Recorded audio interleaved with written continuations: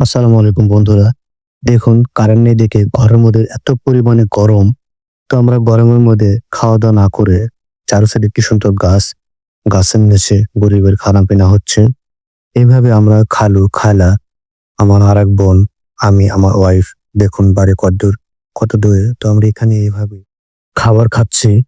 কয়েকদিন ধরে প্রচুর পরিমাণে বৃষ্টি হওয়ার কারণে গ্রামের দিকে আপনার মনে করেন কারেন্ট থাকেই না। একটু বৃষ্টি হলে মনে করেন ৪ ৪ ঘন্টা ৫ ঘন্টা এরকম কারেন্ট থাকে না।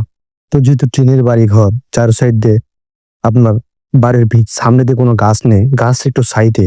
তো এখানে আমার দেখেন খালু আমরা সবাই বসে, বসে এখানে খাবার খাচ্ছি। আসলে এসব পরিবেশে খাবার খেতে অনেক ভালো লাগে।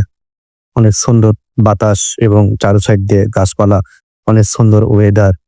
মনে হচ্ছে একটা পার্কে বসে আমরা খাবার খাচ্ছি। আসলে দেশগ্রাম তো আসলে পার্কের মতোই। যেহেতু চারো সাইড দিয়ে গাছ, গাছরা, কোনো ময়লা আবর্জনা নেই। অনেক সুন্দর পরিবেশ।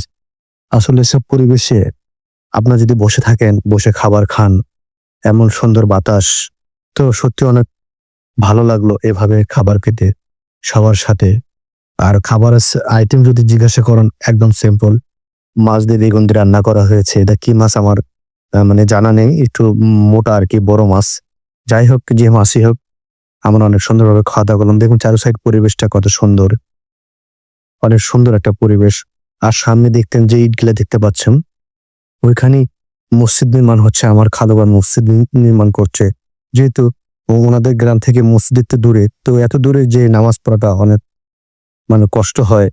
হজর নামাজও ঠিক মতো পড়ে না। তাই আমার খাবে বাড়ির সাথেই এবং আসি তিনি মসজিদ নির্মাণটা করতে গৌরবেদি যৌথভাবে গ্রামবাসীরা মিলে মাছ দিলি। তো যাই হোক সব মিলিয়ে অনেক ভালো একটা সময় কাটালাম।